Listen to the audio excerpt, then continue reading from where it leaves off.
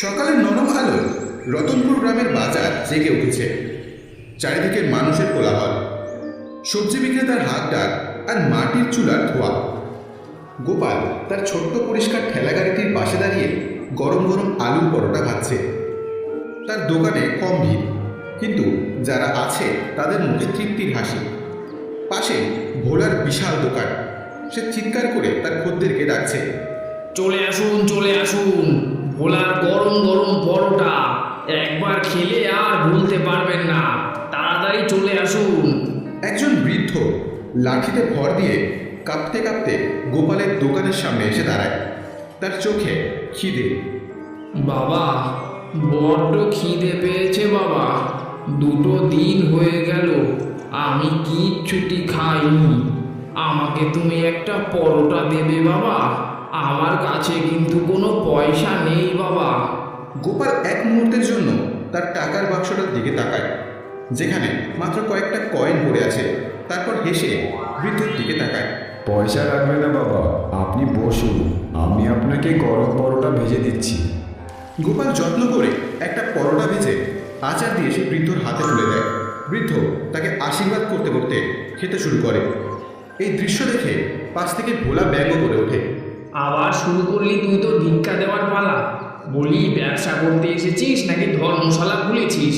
এভাবে চলতে থাকলে তো তুই তোর বউ আর ছেলেকে নিয়ে পথে বসবি রে বেটা। যার যা ভাগ্য সে তাই পায় ভোলা ভাই। আমার কাছে ক্ষুধার্তের মুখের হাসির চেয়ে বড় রোজগার আর কিছুই নেই। গোপালের মনটা একদম সোনার মতো, ওর মতো মানুষই হয় না। এই ছিল গোপাল। তার সততা আর দয়ার জন্য গ্রামের সকলেই তাকে শ্রদ্ধা করত, কিন্তু এতে তার দরিদ্রতা ঘুচত না। তার স্ত্রী লক্ষ্মীও স্বামীর এই স্বভাব নিয়ে চিন্তায় থাকত।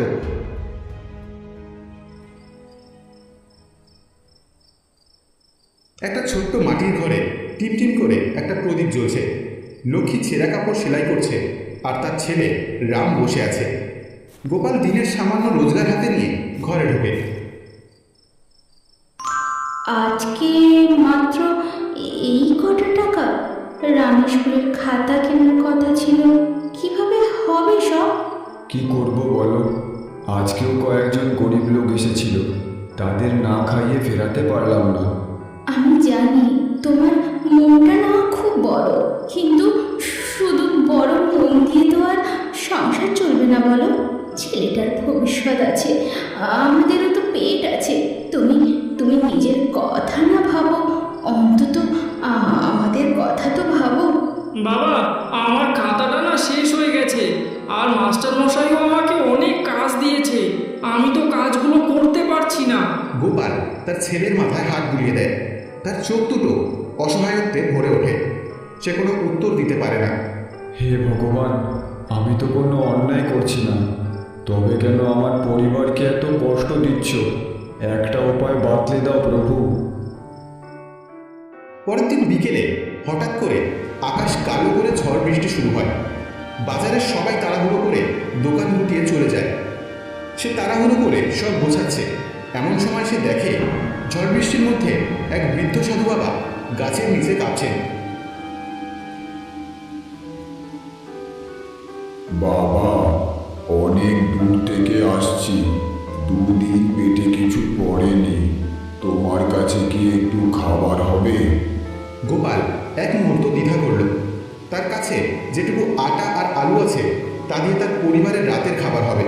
কিন্তু সাধু বাবার করুণ মুখ দেখে তার মন কেঁদে উঠল। সে ভাবল, আমার পরিবার না হয় আজ রাতে আজ পেটা খেয়ে থাকবে, কিন্তু এই অতিথিকে আমি ফেরাতে পারবো না। বাবা, আপনি একটু অপেক্ষা করুন, আমার কাছে যা আছে তাই দিয়েই আমি আপনার জন্য পরোটা বানিয়ে দিচ্ছি। গোপাল তার শেষ সম্বল দিয়ে 4টে পরোটা ভেজে সাধু বাবার হাতে তুলে দেয়। সাধু বাবা পরম তৃপ্তিতে খেতে শুরু করেন। পরোটা খাওয়া শেষ হলে সাধু বাবার মুখে এক দিব্যজ্যোতি ফুটে ওঠে। তোর মঙ্গল হোক বাবা, তোর মতো সৎ আর দয়ালু মানুষ আমি খুব কম দেখেছি। তুই ক্ষুধার্তকে ফিরিয়ে দিসনি, তাই ভগবানও তোকে ফিরিয়ে দেবেন না।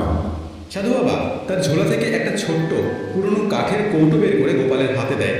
এই কৌটোটা রাখ, এর ভেতরে যে মশলা আছে তা দিয়ে তুই তোর আলুর পরোটা বানাবি। 1 চিমটি মশলাই যথেষ্ট। এই মশলা কখনো শেষ হবে না। এই মশলার স্বাদে মানুষ পাগল হয়ে যাবে। কিন্তু মনে রাখিস, এর শক্তি শুধু সৎ পথে ব্যবহার করবি। লোভ করলে এর গুণ নষ্ট হয়ে যাবে। গোপাল কিছু বলার আগে সাধু বাবা হঠাৎ হাওয়ায় মিলিয়ে যায়। গোপাল অবাক হয়ে সে আশ্চর্য কৌটোর দিকে তাকিয়ে রইল। তারপর সে তার বাড়ি ফিরে যায়।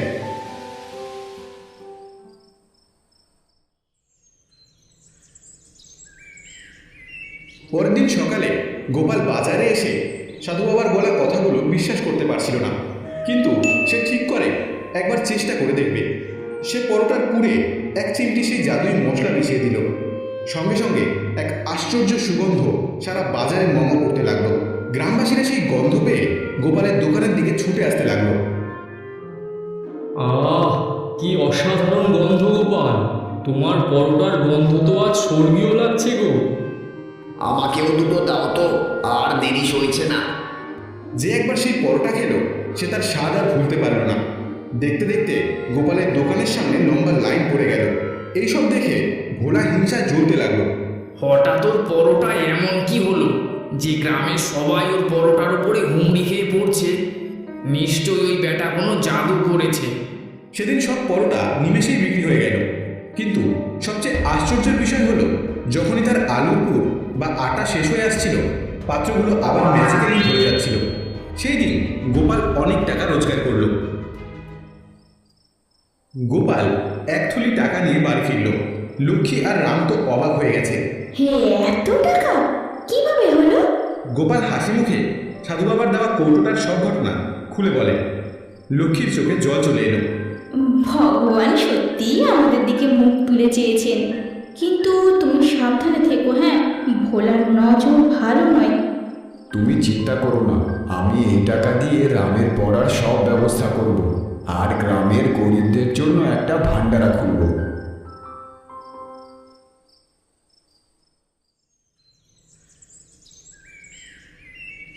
এক মাস পর গোপাল গ্রামের সবচেয়ে জনপ্রিয় পরোটাওয়ালা হয়ে উঠেছিল।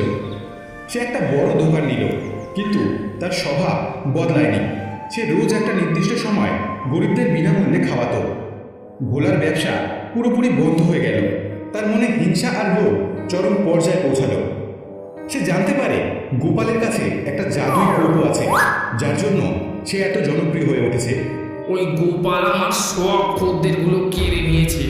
ওর ওই জাদুর কৌটোটা আমার চাই। আমি ওর থেকেও বড় লোক হব। এক অন্ধকার রাতে ভোলা লুকিয়ে গোপালের দোকানে ঢোকে এবং সেই কাঠের কৌটোটা চুরি করে নিয়ে পালায়।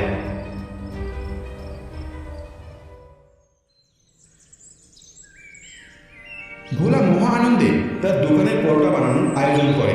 সে ভাবে, গোপাল তো 1 চিমটি মশলা দিত, আমি 1 মুঠো দেব, আরো বেশি সুস্বাদু হবে। ভোলা 1 মুঠো জাদুই মশলা আলুর পুরে মিশিয়ে দেয় এবং খদ্দেরদের ডাকতে থাকে। আরে আসুন দাদা, আজকে খাবেন আপনারা আসল জাদুর পরোটা। ওই গোপালের থেকে 10 গুণ ভালো পরোটা। কিন্তু যেই সে পরোটা তেলে ছাড়ে, সঙ্গে সঙ্গে তা পুরে বিকট কালো হয়ে যায় এবং একটা বিশ্রী গন্ধ ছড়াতে থাকে। ছি ছি, এ কি দুর্গন্ধ! পালাও এখান থেকে। এ কি হলো? আমার জাদুর মশলা, আমার স্বপ্ন। ঠিক তখনই আকাশ থেকে বজ্রপাতের মতো সাধু বাবার কণ্ঠস্বর শোনা যায়। আমি বলেছিলাম লোভ করবি না, যা সততার পুরস্কার তা কোনোদিনও লোভীর হাতে থাকে না। তুই তোর লোভে শাস্তি পেয়েছিস। পরের দিন সকালে গোপাল দোকানে গিয়ে দেখে তার মশলার কৌটো নেই। সে খুব দুঃখ পেল, কিন্তু ভগবানের উপর তার বিশ্বাস হারালো না। সে তার পুরনো সাধারণ মশলা দিয়ে পরোটা বানাতে শুরু করলো। লক্ষ্মী তাকে সান্ত্বনা দিতে থাকে। যা হয়েছে ভালোই হয়েছে, আমাদের লোভ নেই, যা আছে তাতেই আমরা খুশি। গোপাল যখন তার দোকানে বসেছিল, সে দেখল সেই কাঠের কৌটোটা তার ঠেলাগাড়ির উপর রাখা আছে, আর তার পাশে রয়েছে একটা সোনার মুদ্রায় ভরা থলি। গোপাল বুঝতে পারল সততার পুরস্কার কখনো হারিয়ে যায় না। সেই দিন থেকে গোপাল এবং তার পরিবার সুখে শান্তিতে বাস করতে লাগলো। চন্দননগর নামে এক গ্রামে কমলা পিসি নামে এক মহিলা থাকতেন। তিনি গ্রামে এক হোটেল চালাতেন। তার হোটেলের তরকা খুব ফেমাস ছিল। দূর দূর গ্রাম থেকে লোকেরা ওনার তরকা খেতেই আসত। কিন্তু কমলা পিসি খুব রাগী আর খুব লোভী মহিলা ছিল। আরে হরি, ও হরি, আরে কোথায় গেলি? দেখ বাইরে গ্রাহকের ভিড় লেগেছে, আর তুই কোথায় গেছিস বলতো? কি হলো পিসি, ডাকতেছিলে নাকি? কি হলো দেখছিস না? গ্রাহক রুটি রুটি করে চিল্লাচ্ছে, আর তুই ওনাদের আওয়াজ শুনেও না শোনার ঠান করছিস। সেই রকম কিছু না গো পিসি, ডালে একটু লবণ কম ছিল তাই দিচ্ছিলাম। হ্যাঁ হ্যাঁ, এগুলো তো ঠিক আছে, কিন্তু তুই গ্রাহকের দিকেও দেখ। তুই কি এবার দোকান বন্ধ করাবি নাকি? হরি তাড়াতাড়ি গ্রাহকদের দিকে যায়। সন্ধ্যায় কমলা পিসি টাকা গুনছিল, আর তখনই হরি কমলা পিসির কাছে এসে বলে, ও পিসি, আমি তোমার সেই 1 মাস ধরে কইতেছি আমার মাইনেটা একটু বাড়িয়ে দাও, বাড়িয়ে দাও। তুমি তো আমার কোনো কথাই শুনতেছো না। টাকা বাড়ানোর কথা এমন ভাবে বলছিস যেন টাকা গাছে ফলে, বললেই ছিঁড়ে ফেলা যায়। বলেছি তো সামনের বছর বাড়াবো। এই কথা তো আমি 3 বছর ধরে শুনে আইতেছি, আর এখন তোমার হোটেলও তো বেশ ভালোই চলে, অনেক গ্রাহকও আসে, আর আমি তো কাজের কোনো ত্রুটি রাখি না বেশি। কিন্তু তুমি আমার যা মাইনে দাও সেই মাইনে দিয়ে আমার সংসার চলে না গো। তা আমি কি তোর পরিবারের পেট চালানোর ঠেকা নিয়ে রেখেছি নাকি? এইটা কিন্তু তুমি ভুলো না পিসি, এই হোটেলের নাম করা তরকা আমিই বানাই, আর আমি তোমার এই হোটেলের জন্য কত খাটি, আর তোমার তো আমি এই কয়টা টাকাই বাড়াইতে বলছি। হরির কথা শুনে কমলা পিসি রেগে গেল। তো তুই এটা বলতে চাইছিস যে তোর বানানো তরকারি আমার হোটেল চল, আর বাকি সব খাবার বেকার নাকি? আমার বলার ভুল মানে নিও না পিসি। বাজে কথা তুই বন্ধ কর হরি।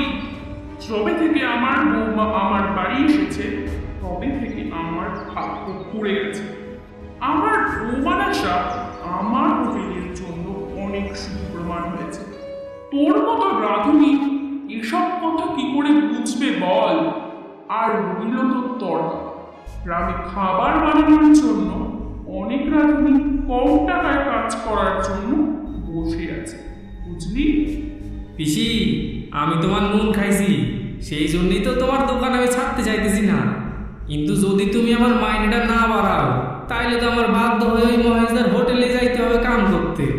আর উনি অনেক দিন ধরে আমার বাড়িতে ঘোরাঘুরি করতেছে, আর উনি আমার এও বলছে যে উনি 2 গুণ টাকা মাইনে দেবে।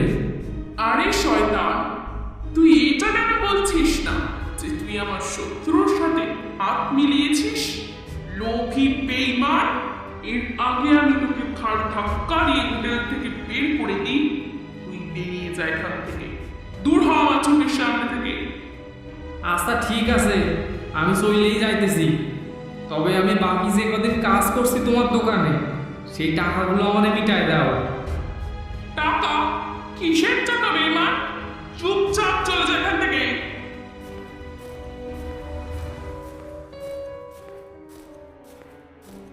আর সোজা মহেশের হোটেলে চলে আসে। হরিকে দেখে মহেশ, যে খুবই ভালো ব্যক্তি ছিলেন, খুশি হয়ে বলে, আমি জানতাম হরি, কমলা পিসি তোকে এক না একদিন ধাক্কা দিয়ে বার করেই দেবে। ওনাকে আমি অনেক দিন ধরে চিনি, মনে হয় তুই জানিস না। আমি যখন তোর বয়সে ছিলাম আমিও ওনার হোটেলে রান্না করতাম। উনি 1 নম্বরের লোভী মহিলা। হ্যাঁ গো, তুমি ঠিকই বলছো মহেশ দাদা। যখনই আমি ওনার কাছে টাকা বাড়ানোর কথা কই উনি তখনই খালি রাগে যায়। হ্যাঁ, এটা তো ওনার পুরনো স্বভাব। চল, তুই মন খারাপ করিস না। আজ থেকে তুই আমার হোটেলে কাজ কর, নিজের হোটেল মনে করে। আচ্ছা ঠিক আছে। হরি ওই দিন থেকে মহেশের হোটেলে কাজ করতে থাকে। আর ওইদিকে কমলা পিসি তার হোটেলে অন্য এক রাঁধুনি রাখে। কিন্তু এখন ওনার হোটেলের খাবার লোকেদের পছন্দ হচ্ছিল না। একদিন মোড়ল মশাই কিছু লোকদের নিয়ে কমলা পিসির হোটেলে যায় খাবার খেতে। আরে কমলা দিদি, তা কেমন আছেন? ঠিকই আছে মোড়ল মশাই। আর আমার হোটেলের কথা এতদিন পরে মনে পড়লো আপনার? হ্যাঁ, আপনার হোটেলে তো অনেক দিন আসা হয় না, আর এত নাম করা তরকারি তাও তো খাওয়া হয় না।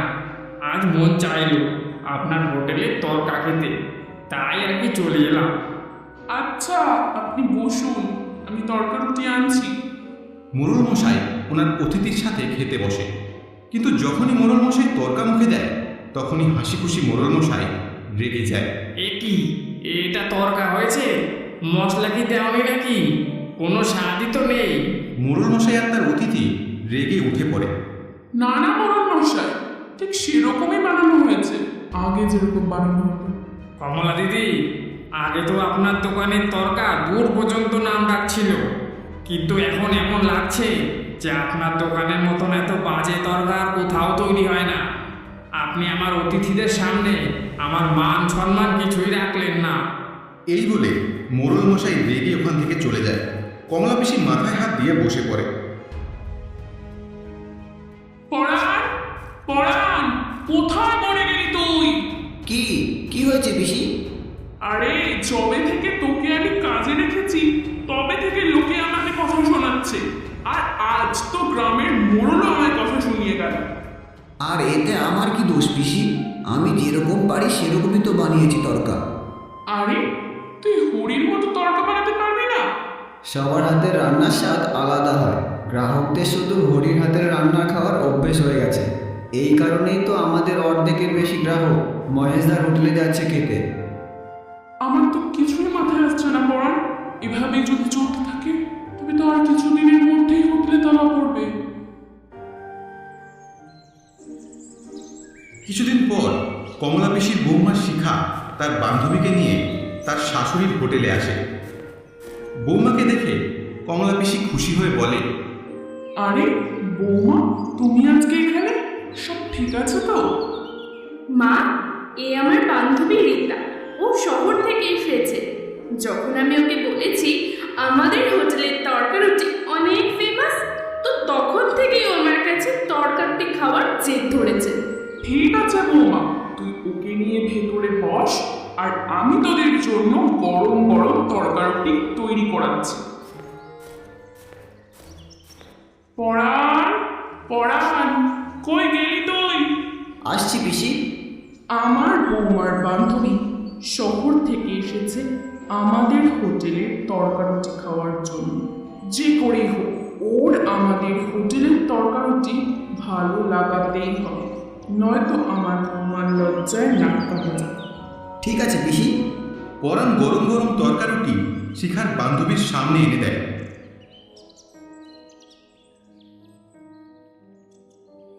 কি হলো রীতা, কি তরকারুটি পছন্দ হয়নি? আরে তুই তো বলেছিলি আমার শাশুড়ির হোটেলের তরকারুটি অনেক ফেমাস, কিন্তু বিশ্বাস কর আমি এত খারাপ তরকা জীবনে খাইনি। তুই তো আমার মুখটা একদম খারাপ করে দিলি। এই বলে শিখার বান্ধবী সেখান থেকে রেগে চলে যায়, আর শিখার মাথা গরম হয়ে যায়। শিখা রেগে তার শাশুড়িকে বলে, এগুলো কি মা? আপনি তো আমার বন্ধুর সামনে আমায় অপমান করে দিলেন। কি বলবো বৌমা, যবে থেকে ওই হতভাগা বুড়ি আমার হোটেল থেকে গেছে তবে থেকেই আমার হোটেলের অবস্থা খারাপ হয়ে রয়েছে। তারপর কমলা পিসি তার বৌমাকে সব কথা খুলে বলে। আচ্ছা, এই রকম ব্যাপার তাহলে। আপনি আমাকে আগে কেন বলেননি? মা, আপনি একদম চিন্তা করবেন না, আমার কাছে এর এক জবরদস্ত উপায় আছে। কেমন উপায় বৌমা? এক এমন উপায় মা, যেটা শুধু এই গ্রামেরই না, অন্য গ্রামের থেকেও লোক এসে আমাদের হোটেল থেকে খাবার খেয়ে যায়, আর মহেশের হোটেলের থেকে কেউ যাবেও না। আরে বৌমা, এটা কি করে সম্ভব হবে? তোমার কাছে কি কোনো জাদুই মশলা আছে নাকি? এইরকমই ভাবতে পারেন মা।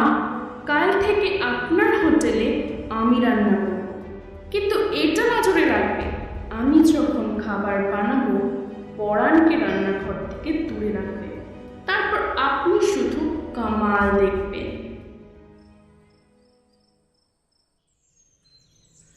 পরের দিন কমলা পিসি পরাণকে রান্নাঘর থেকে দূরে রাখে। কমলা পিসি দেখে শিখা খাবার তৈরি করার পর তার ব্যাগ থেকে একটা শিশি বের করে, ওর থেকে 2-4 ফোঁটা তরকারিতে দিয়ে দেয়। আরে বৌমা, এটা কি করছো? খাবারে এবার কোনো বিষ মিশাচ্ছ না তো?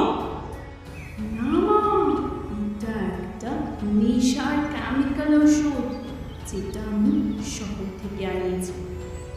আরে তুই এবার ভাঙের কথা বলছিস না তো? আরে ভাঙ তো অনেক পুরনো জিনিস মা, এটা ভাঙের থেকেও বেশি নেশা। এটা খাওয়ার পর গ্রাহক 24 ঘন্টা আমাদের তরকারি নিয়েই খাবে। এখন আপনি পরাণকে থেকে গ্রাহকদের খাবার দিতে বলুন, কিন্তু হ্যাঁ এটা মনে রাখবেন মা, এই কথাটা যেন ভুল করে পাঁচকান না, কেননা এটা কিন্তু বেআইনি। আরে যাকে আইন, আমার আইন নিয়ে কি কাজ? আমার তো শুধু টাকা চাই। কিন্তু হ্যাঁ, তোর কথা আমি মনে রাখ, আমি এই কথা কাউকে বলবো না। ওই দিনের পর কমলা পিসির হোটেলে ভিড় প্রতিদিন বাড়তেই থাকে, আর এখন তো লোকেরা বাড়ির খাবার ছেড়ে কমলা পিসির হোটেলের খাবার খেতে থাকে। ওইদিকে মহেশের হোটেলে শুধু একটা গ্রাহকই খাবার খেতে আসে।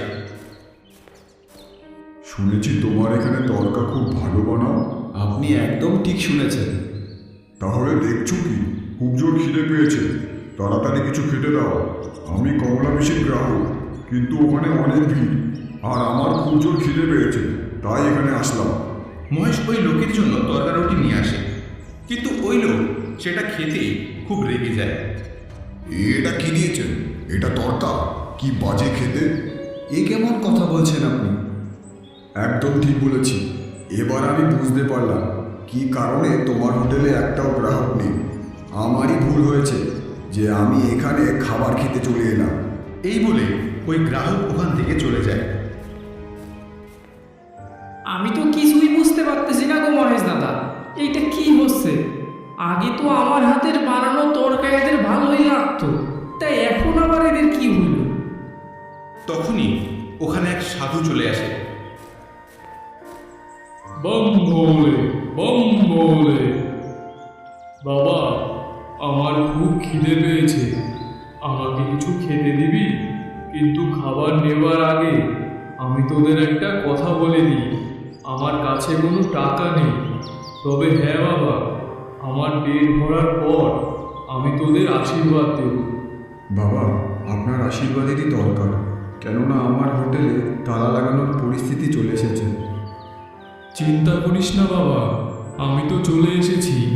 এবার তুই তাড়াতাড়ি আমাকে কিছু খেতে দে। হরি সাধুর সামনে তার বানানো তরকা রুটি এনে দেয়, আর দিতে না দিতেই ওই সাধু তরকা রুটি সব খেয়ে নেয় আর বলে, সত্যি বাবা, তোর তরকারুটি খুব সুস্বাদু ছিল।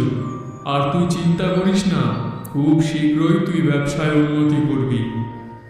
আরে বাবা, কি করে করব উন্নতি? ব্যবসায় উন্নতি তো এখন কমলা পিসি করছে। ওনার ওখানকার তরকা আমার হোটেল থেকে অনেক ভালো। মহেশের কথা শুনে সাধু বাবা সেখান থেকে চলে যায় আর সোজা চলে আসে কমলা পিসির হোটেলে। আর কমলা পিসির দিকে তাকিয়ে তিনি বলে, বম ভোলে, বম বম ভোলে। আমাকে কিছু খেতে দাও মা, কিন্তু খাবার দেওয়ার আগে তোমাকে একটা কথা বলে রাখি, আমার কাছে কিন্তু কোনো টাকা নেই। তবে হ্যাঁ, আমি মন খুলে তোমায় আশীর্বাদ করব। সাধুর কথা শুনে কমলা পিসির খুব রাগ হয়। টাকা নেই, তবু এখানে খেতে এসেছিস? চলে যা এখান থেকে। পকেটে টাকা থাকলে তখনই এখানে খেতে আসবি। এখানে খেতে হলে লাইন লাগাতে হয়, বুঝলি? কমলা পিসির কথা শুনে সাধু একটু মুচকি হেসে টাকা বের করে। আরে আপনি তো অনেক বড় সাধু বাবা মনে হচ্ছে। আপনি তো আগে বলবেন আপনার কাছে এত টাকা আছে। আমি যদি আগে জানতাম তাহলে সবার আগে আপনাকেই খেতে দিতাম। আরে কোনো ব্যাপার না মা, এখন তুমি তাড়াতাড়ি তোমার দোকানের সব থেকে ভালো খাবারটা আমায় দাও। আমার হোটেলের সব থেকে ভালো খাবার নাম করা কমলা পিসির তরকারি। তাহলে দেরি কেন? তাড়াতাড়ি দাও। কমলা পিসি তাড়াতাড়ি সাধুর জন্য তরকারুটি নিয়ে আসে। সাধু সেগুলো মুখে দিয়েই ফেলে দেয়, আর তিনি রেগে সেখান থেকে উঠে পড়ে। কমলা পিসি সাধুকে এইভাবে দেখে বলে, কি হলো সাধু বাবা, আপনি খুব রেগে গেছেন মনে হচ্ছে। কেননা তোমার তরকায় একটুও স্বাদ নেই, আর যেটা আছে সেটা হলো একটা নেশার ওষুধ, যেটা আমাদের ভারতে নিষিদ্ধ আছে। সাধুর কথা শুনে কমলা পিসি আর তার বৌমা ভয় পেয়ে যায়। আপনি কি করে জানলেন? শিখার এইরকম কথা শুনে সাধু তাড়াতাড়ি তার গোপ ও দাড়ি খুলে তাদেরকে গ্রেপ্তার করে। দেখতে না দেখতে হোটেলের আশপাশ থেকে আরও কয়েকজন লোক ওনার পাশে এসে দাঁড়িয়ে পড়ে। আমি হলাম সিবিআই ইন্সপেক্টর অভিজিৎ। আমাদের কাছে অনেক দিন ধরে খবর ছিল যে এই গ্রামে ড্রাগ সাপ্লাই হচ্ছে, আর যখনই আমি তোমার ওই তরকা মুখে দিয়েছি তখনই আমি বুঝতে পেরেছি যে এটা নেশার জিনিস মেলানো আছে। আমায় ক্ষমা করে দিন, আমি লোভে অন্ধ হয়ে গেছিলাম। আর তোমাদের এই লোভের শাস্তি পেতেই হবে। এবার তোমরা বাকি জীবনটা ওই জেলে কাটাবে। পুলিশ তক্ষুনি কমলা পিসি আর শিখাকে গ্রেপ্তার করে নিয়ে যায়।